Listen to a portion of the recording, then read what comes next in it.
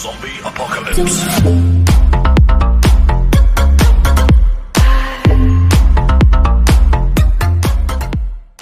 Nama saya Irfan Aprilianto, NIM 202034009. Assalamualaikum warahmatullahi wabarakatuh. Halo guys, welcome to my channel. Oke, kali ini saya akan menjawab sebuah jawaban seputar ujian akhir semester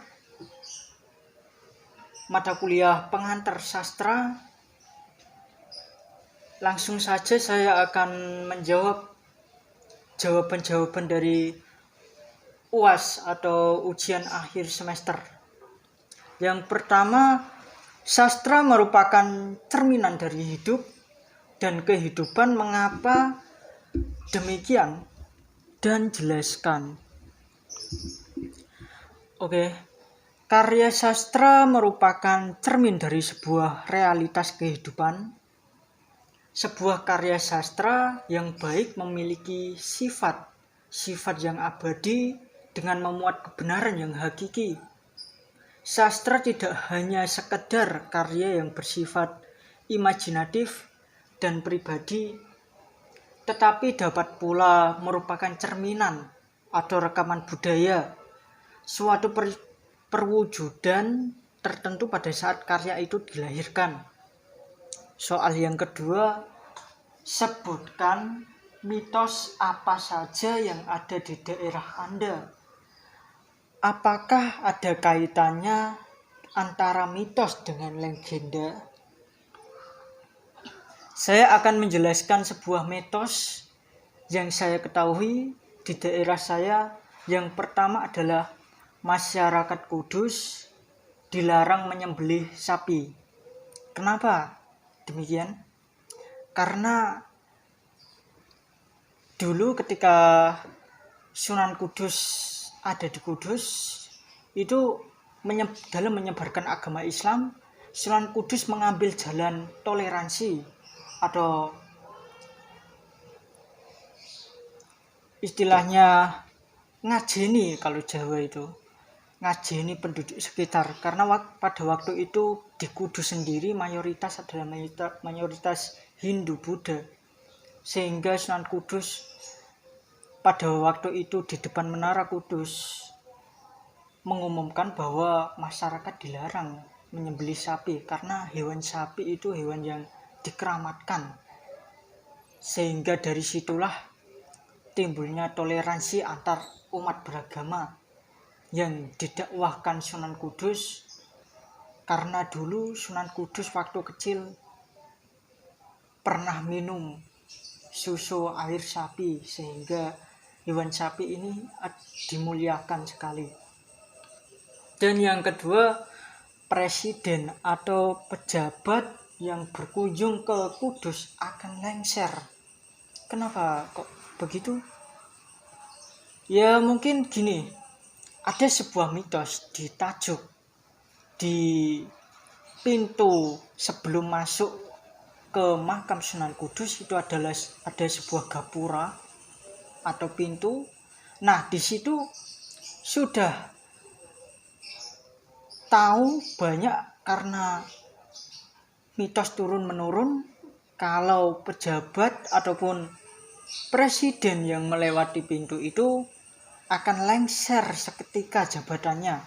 Pernah dialami sebuah pejabat kementerian melewati pintu tajuk itu ketika mau berziarah ke makam Sunan Kudus, dan beberapa hari pejabat itu pun lengser dari jabatannya.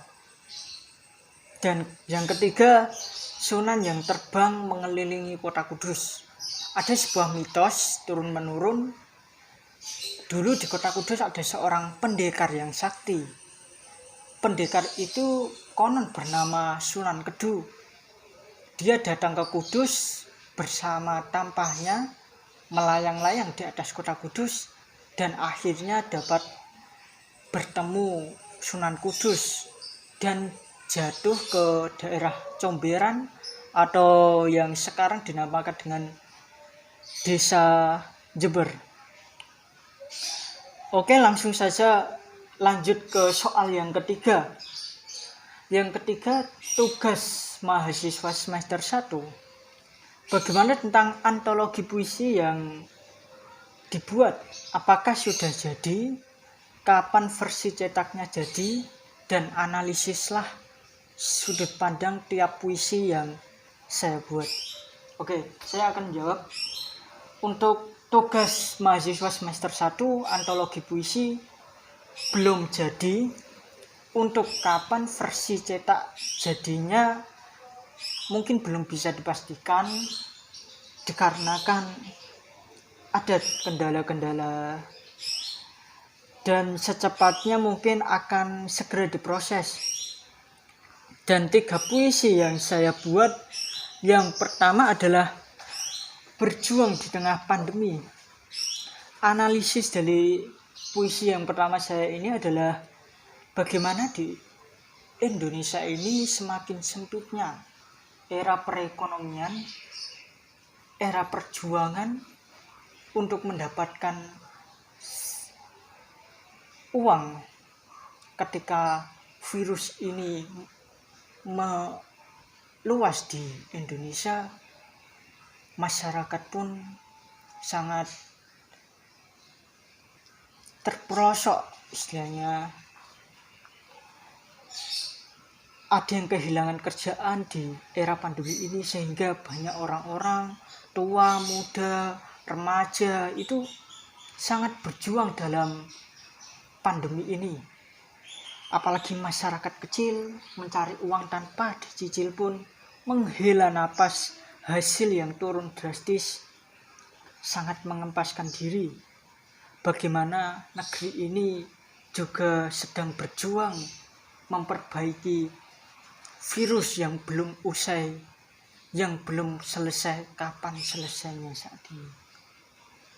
Dan semua itu akan terus tetap berjuang dalam mencari nafkah untuk kehidupan yang di rumah. Yang kedua adalah Membendung Rindu. Ini adalah puisi saya yang kedua. Kenapa judulnya Membendung Rindu? Karena mungkin bukan hanya saya saja yang merasakan rindunya, betapa rindunya akan sosok hal-hal sebelum pandemi ini berlangsung. Mungkin orang-orang sangat merindukan Ramadan, merindukan keluarga, dan merindukan apapun itu yang sangat diinginkan. Ya mau gimana lagi, semua di Indonesia ini istilahnya terkepung dalam kerinduan yang sangat amat dalam. Dunia pun tampak berbeda. Kita semua rindu bekerja pun, sekolah pun, sehingga menyebabkan hati yang resah di dunia ini. Yang ketiga adalah puisi saya yang berjudul La Tahzan. Kenapa kok saya bisa ambil La Tahzan? Karena La Tahzan ini berarti jangan bersedih. La, jangan, tahzan, bersedih. Kenapa kok ada kaitannya dengan pandemi virus corona? Dikarenakan saya melihat di luar sana betapa rindunya, betapa susahnya, dan semua ada dalam kesedihan. Dan Nabi pun sedang tersenyum melihat kita. Tersenyum dalam doa umat-umatnya yang sedang bersedih melawan pandemi corona ini. Dan ini saya di dalam puisi saya ini menyangkut sebuah dalil dari syair Tohal Yamani. Dalilnya begini: Saluni fil hawa fi wasani Waqad asbahtu ya khili hulama hadornahum ala khamri dinani alaihim amtarat tilkal gumamah. Mungkin di dalam syair Tohal Yamani ini saya cukup tersentuh hatinya. Bagaimana kesedihan itu campur aduk rasanya. Dan semoga saja pandemi ini segera berlalu dan menghapus derita air mata kesedihan di Ibu Pertiwi, di bumi Pertiwi ini. Amin ya rabbal alamin. Dan kita lanjut ke soal ujian akhir semester, ke soal nomor 4. Sastra dan ilmu sastra, apakah hubungannya sangat erat? Jelaskan yang dimaksud dengan sastra dan ilmu sastra yang melatar belakangi kemunculan karya sastra.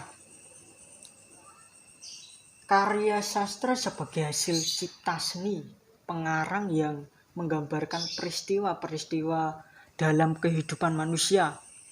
Karya sastra menggambarkan kehidupan dan sebagian besar dari kenyataan sosial. Soal yang nomor 5, jelaskan perbedaan puisi, cerpen, novel, dan drama. Unsur apa saja yang membedakan karakteristik karya sastra tersebut dan contohnya. Yang pertama, novel. Unsur intrinsik yang ada, karakteristik yang ada di dalam novel adalah unsur luar. Bagaimana yang ikut di dalam novel membangun sebuah novel itu seperti kondisi keagamaan, kebudayaan, sosial, dan ekonomi. Selanjutnya, cerpen. Cerpen adalah satuan terkecil untuk membentuk suatu cerpen menjadi kesatuan utuh prosa fiksi seperti alur, latar, gaya bahasa, dan sudut pandang. Dan puisi merupakan pilihan diksi yang membingkai makna puisi. Sehingga di sini membedakan karakteristiknya adalah bagaimana pengarang muda itu sering menciptakan puisi karena kegemarannya, karena apa yang ada di otaknya ini adalah menggambarkan sesuatu yang menyenangkan di hidupnya. Dan yang terakhir adalah drama. Drama terdapat unsur-unsur yang dapat membangun sebuah naskah drama seperti tema, alur, tokoh, latar atau setting, dialog, bahasa, dan konflik. Di dalam drama sendiri kita diharuskan untuk bagaimana kita menjadikan aktor, mimik wajah dalam keaktoran ketika kita mengikuti sebuah teater. Kita di situ diharuskan menguasai bagaimana konflik yang terjadi ketika kita mengadegankan sebuah keaktoran di situ.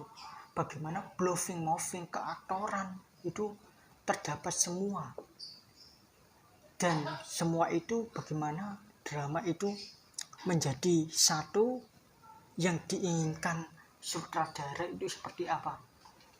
Mungkin seperti itu soal dan jawaban yang saya jawab dari ujian akhir semester mata kuliah pengantar sastra